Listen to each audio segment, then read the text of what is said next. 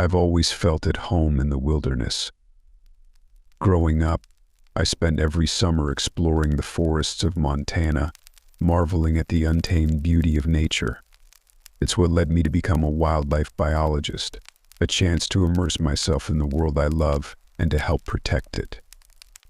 But now, as I huddle in my tent, listening to the unearthly sounds emanating from the darkness outside, I've never felt so far from home, so utterly, terrifyingly alone. My name is Sarah Novak. I'm 28 years old, and for the past 3 months, I've been living in a remote research camp in the Bitterroot Mountains, studying the reintroduction of wolves to the area. It's important work, vital for the ecosystem, but it's also isolating. My only human contact is my research partner, Jake. Jake and I have a complicated relationship. There's an undeniable attraction between us, a tension that's been building since we first met. But out here in the wilderness, we've kept things professional, focused on the work. At least we had. Until last night. It was late, and we were both a little drunk on the bottle of whiskey Jake had brought to celebrate a successful collaring of a new wolf pack. One thing led to another, and well, let's just say we crossed a line. This morning, things were awkward. We avoided eye contact, focusing on our separate tasks. I was actually relieved when Jake said he was going to hike out to check one of our remote cameras. It would give us both some space, some time to think. But that was hours ago. And now, with the sun setting and Jake still not back, I'm starting to worry. I'm jolted from my thoughts by a sound outside the tent. A branch snapping, followed by heavy footfalls. My heart leaps into my throat. Jake, finally returning. But as I listen, my blood runs cold. The footsteps are too heavy, the gait too lumbering to be human. And there's something else, a sound that makes my skin crawl. A low, guttural breathing like a large animal scenting prey. I reach for my headlamp with trembling hands, clicking it on. The feeble light barely penetrates the gloom, but it's enough to illuminate the silhouette outside my tent. A massive, hulking shape, far larger than any bear or elk. As I watch, frozen with fear, the shape begins to move. Slowly, deliberately, it stalks around the perimeter of my tent. I can hear it breathing, hear the rustle of its shaggy fur against the fabric. Oh God, what is this thing? I think of the stories Jake and I used to laugh about around the campfire. The old tales of Bigfoot sightings in these mountains, the grainy photos and shaky videos we dismiss as hoaxes. Could they have been true all along? The creature pauses, and I swear I can feel its gaze boring into me through the thin nylon. I hold my breath, praying it will move on. But then, to my horror, it begins to press against the tent wall. I watch, transfixed, as the fabric bulges inward, outlining a massive, clawed hand. The claws are easily 6 inches long, curved and wickedly sharp. I scramble backwards, pressing myself against the opposite side of the tent. My mind races, trying to remember my training. Play dead, make noise to scare it off, but somehow I know instinctively that none of that will work. This thing is not a bear or a mountain lion. It's something else entirely, something intelligent, something malevolent.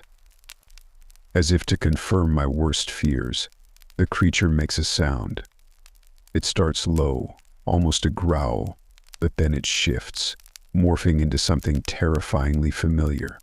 A human voice, calling out in distress. Sarah. Help me. It's Jake's voice, but it can't be. It's coming from the creature outside. Sarah, please. It's got me. I clamp my hands over my ears, trying to block out the sound. This can't be happening. It's a trick, an illusion.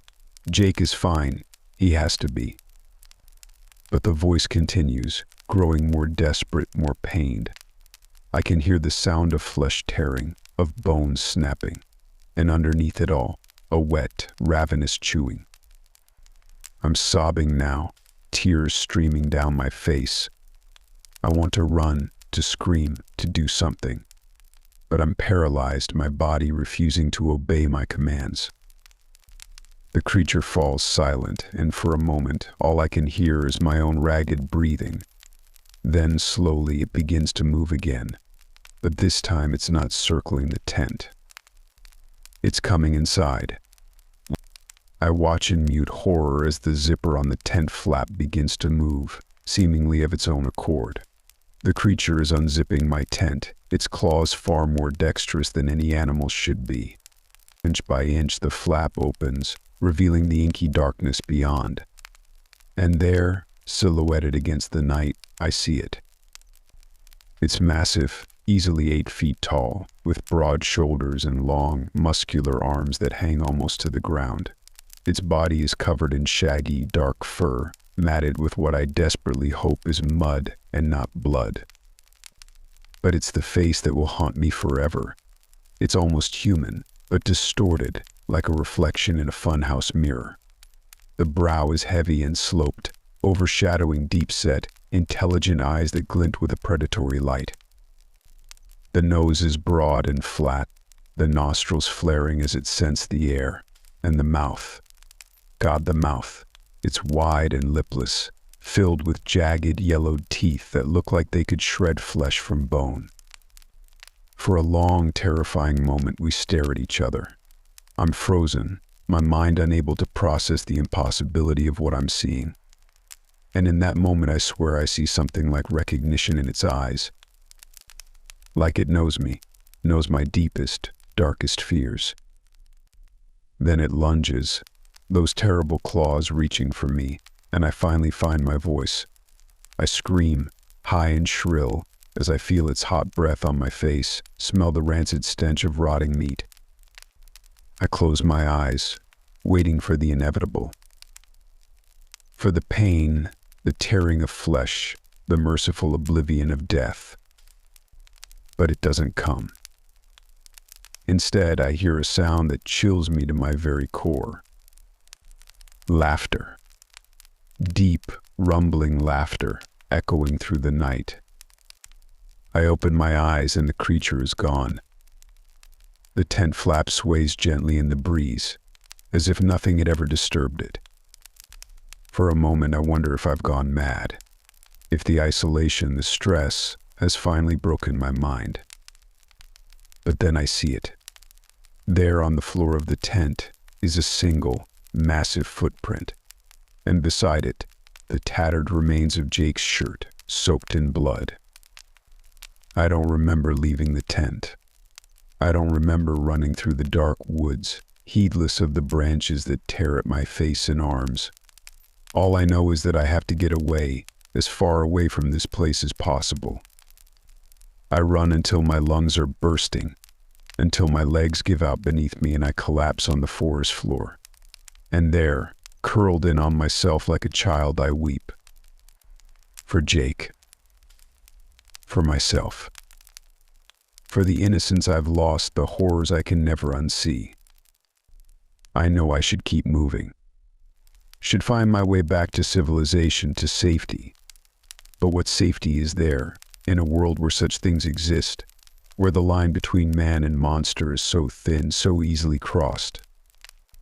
So I lie there letting the darkness take me, and as I drift into unconsciousness, I hear it again. That low, rumbling laughter, echoing through the trees, waiting for me. The snow falls in thick, heavy flakes, blanketing the world in an eerie silence. I stand on the porch of my father's cabin, a cigarette trembling between my fingers. The cold bites at my skin, but I barely feel it. I'm numb, inside and out. My name is Sarah Novak. I'm 32 years old, a single mother, and a recovering addict. I've made a lot of mistakes in my life, but coming here might be the biggest one yet. I take a long drag on my cigarette, letting the smoke fill my lungs. I shouldn't be smoking. I promised Liam I'd quit. But old habits die hard, especially in a place like this. The cabin looms behind me, a dark shape against the white landscape.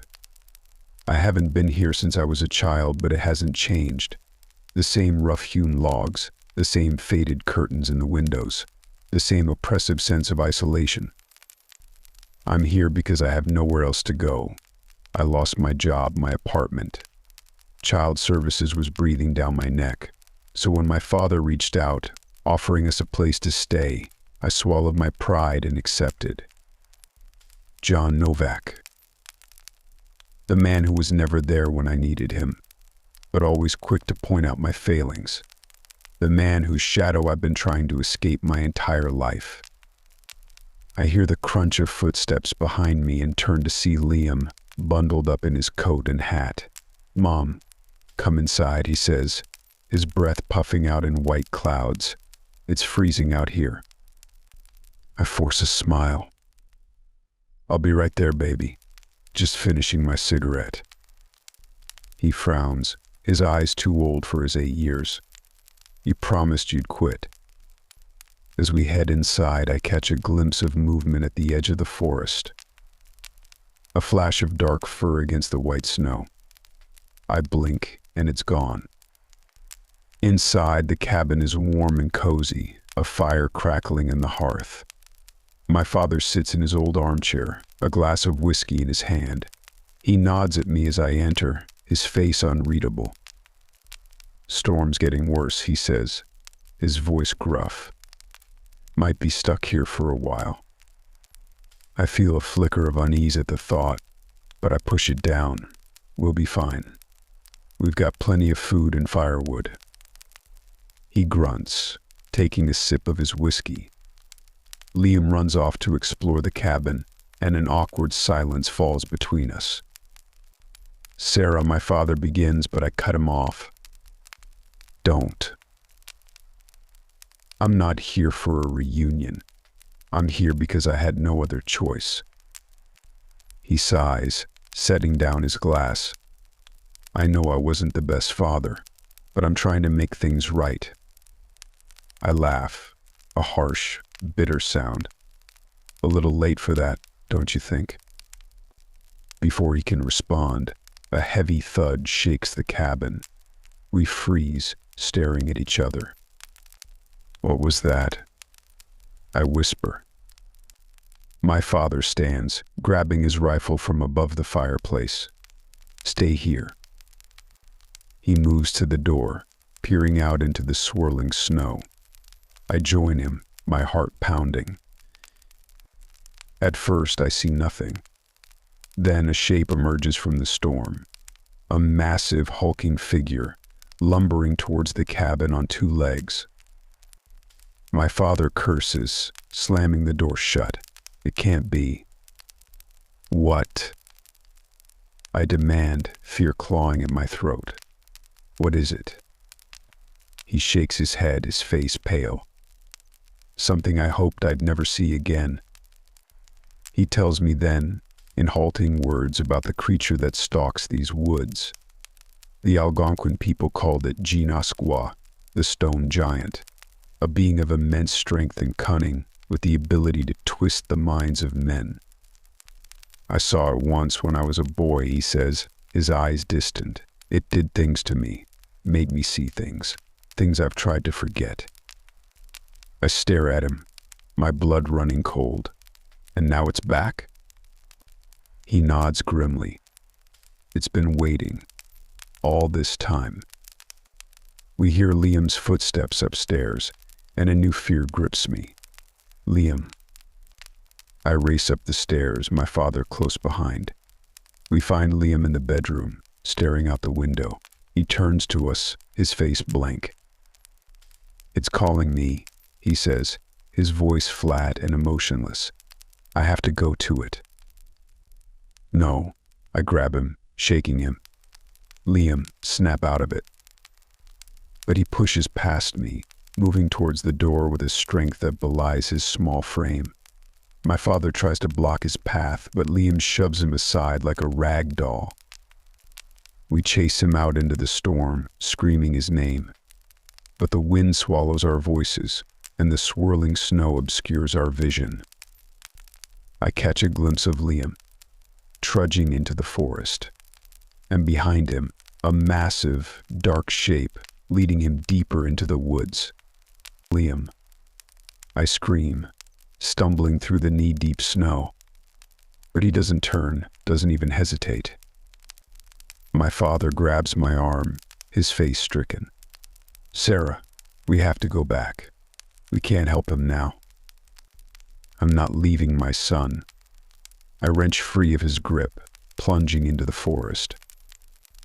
The trees close in around me, the snow blinding. I call for Liam until my voice is hoarse, but there's no answer. Just the howling of the wind and the crunch of my own footsteps. I don't know how long I wander, numb with cold and fear. But eventually I stumble into a clearing. And there, in the center, is Liam. He lies face down in the snow, still and silent. I rush to him, turning him over with shaking hands. His eyes stare blankly at the sky, his skin blue with cold. No, I whisper, gathering him into my arms. No, please. But it's too late. He's gone. A sound makes me look up. The creature stands at the edge of the clearing, watching me with eyes that glint with a terrible intelligence. And suddenly I understand. This is my punishment. For all the mistakes I've made, for all the ways I've failed as a mother. The sins of the father, visited upon the child. I clutch Liam's body to my chest, tears freezing on my cheeks.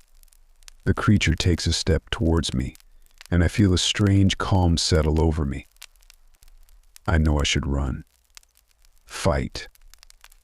But what's the point? I've already lost everything that matters. So I close my eyes, waiting for the inevitable, and as the creature's shadow falls over me, I hear my father's voice echoing through the years. It's in our blood, Sarah. We can't escape it. No matter how far we run, it always finds us in the end.